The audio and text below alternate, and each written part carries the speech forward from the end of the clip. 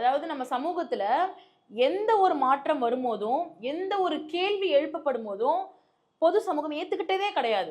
நீங்க யோசிச்சு பாருங்க, சமூகத்துல எவ்வளவு மாற்றங்கள் வந்திருக்கு, எவ்வளவு விஷயங்கள் மாறி இருக்கு. ஆனா இந்த மாற்றங்கள் நடக்கும் பொழுதெல்லாம் யாரோ ஒருத்தவங்க குரல் கொடுப்பாங்க. அந்த யாரோ ஒருத்தவங்க குரல் கொடுக்கும்போது ஒட்டுமொத்த சமூகமே உங்களுக்கு எதிரா நிக்கும். நீ பேசுறது தப்பு, நீ பேசுறது சரியில்ல, நீ பேசுறது கலாச்சாரத்துக்கு எதிரானது. இங்க எந்த ஒரு மாற்றமோ, ஈவன் எந்த ஒரு சட்டமோ கூட எல்லாரையும் திருப்திப்படுத்திட்டு வந்தது கிடையாது. இதான்டா சட்டம், இப்படிதான் நான் பேசுவேன், இப்படிதான் இருக்கும், இதுக்கு நீ அடாப்ட் பண்ணி தான் ஆகணும், இதுதான் நியாயம், இதுதான் நீதின்னு வந்து சட்டம் ஒண்ணு சொல்லும்.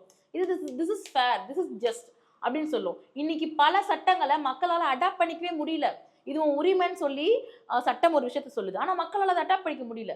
அதுக்காக மக்கள் ஒரு விஷயத்தை ஏத்துக்க மாட்டாங்கன்றதுக்காக ஒருத்தவங்களோட உரிமையை சட்டம் பறிக்காது. நீ ஏத்துக்கோ, ஏத்துக்காம போ, இவங்களுக்கு இந்த உரிமை இருக்கு, இவங்க இதை கேள்வி கேட்கலாம், இதை நான் அனுமதிக்கிறேன்னு சொல்லி சட்டம் உங்களுக்கு சட்ட பாதுகாப்பை கொடுக்குது. சோ சட்ட பாதுகாப்பு இருக்கும் பொழுது தைரியமா நீங்க எதை பத்தி வேணாலும் பேசலாம், எதை வேணாலும் கேள்விக்கு உட்படுத்தலாம்.